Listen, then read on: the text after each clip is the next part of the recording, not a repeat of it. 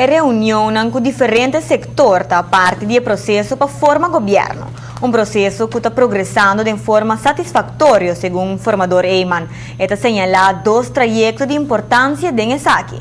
Na primeiro lugar, dona contenido na assinatura de governador que ponto de prioridade para o seguinte governo.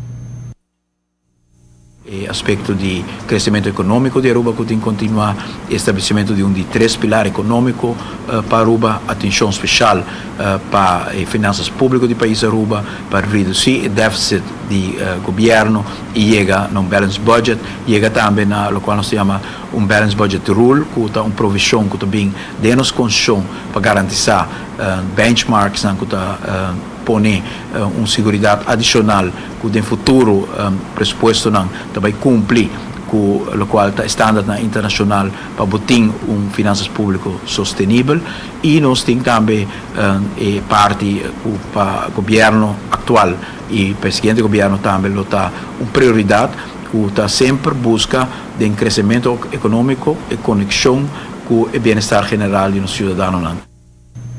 O manejo de empurrar a economia está buscando uma correlação direta com o aumento de melhor qualidade de vida. Esse aqui está um elemento essencial para garantizar um governo de qualidade e, mais que isso, garantizar um desenvolvimento sustentável.